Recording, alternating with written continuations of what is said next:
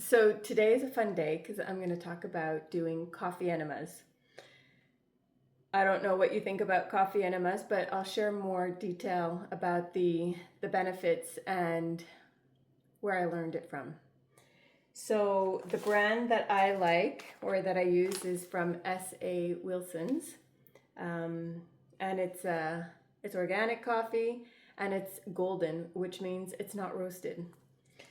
And apparently when it's not roasted, there's a higher level of caffeine content, and apparently that's exactly what we want. So I just transferred the pouch into a jar, and I'm going to make the coffee. In about a liter and a half, we want about a liter and a half pot. And I'm going to put in, the recipe is three scoops. So this is like a little coffee scoop. 1, 2, 3. So 3 scoops. But yeah, so now I'm going to fill it up with water. So I have my coffee. And the key now is to bring it to a boil. So you bring it to a boil, you boil it for 10 minutes, and then turn it off and let it cool down to warm, because you don't want it cold and you don't want it too hot. All right, so my coffee is ready, and I'm going to take this thing. It's kind of like a strainer. It's just a little one, and I have I think this is a 2-liter juice container, and I'm just going to transfer. Actually, the jug is it's a liter and a half, so then this I could dispose of. So this is a liter and a half, and I want to make sure that it's full because this is an enema bucket. So you have the bucket. This is a brand new one, and in here there's the tube. So the tube, one end of the tube connects over here, and then the other piece of the tube is the part that you insert in. Right, so this is the enema bucket that I showed you. I filled it up with the coffee, and over here there's a little tie that stops the water from going, and then you have the tip. Just make sure that the liquid goes all the way out the other end. And when you're ready, you release the valve, and then the fluid will start flowing. You can see on the edge of the bucket, there are numbers, so you can see how far it's going down.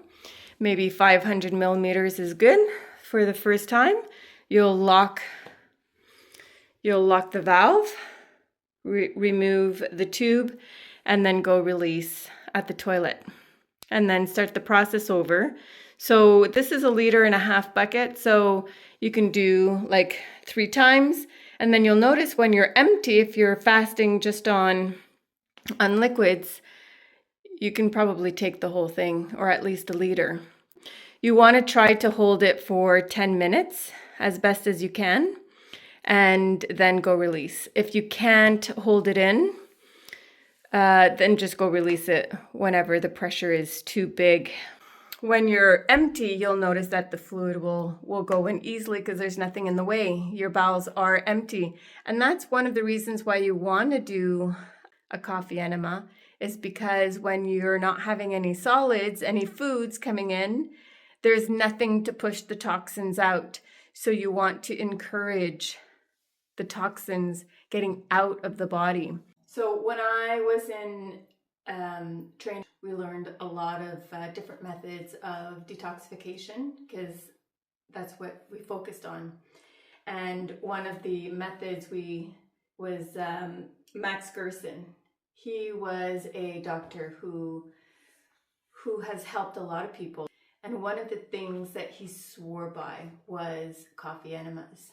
And I know it sounds a little bit weird, but it's the first thing that he talks about. So juicing was one, to get the nutrients quickly absorbed into the body.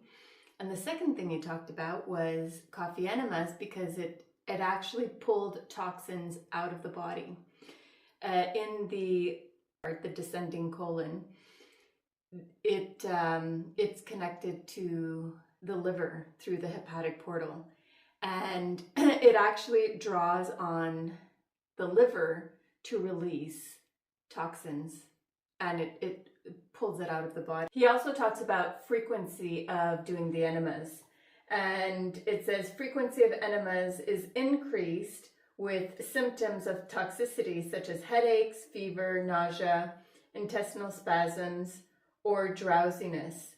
Upon waking in the morning, if a headache and drowsiness are experienced, an additional enema is recommended during the following night. So the more you have symptoms of toxicity, the more you increase the numbers of enemas that you do during the day. So I hope this was helpful for you, and good luck if you want to give it a shot. I just want to do a little recap, because day one I mentioned that how great it was to empty the intestinal tract, and I talked about how I was using the Fiber Ultra Rich by New Roots, which I really do like. But you can also take magnesium, so magnesium citrate. The other one is Percodan, and this one you have to ask the pharmacist to give it to you. It's when you have to go do a colonoscopy or something like that, and you need to empty the intestinal tract. This is what they give you, and it's absolutely amazing. One little tip, take it during the day, because if you take it at night, you might just dirty your sheets. So that's a little warning. So take it during the day. Those are different ways that you can actually empty your intestinal tract. So today was a busy day, but I ended with giving myself a hug and some self-love. So I'll see you tomorrow for day 4.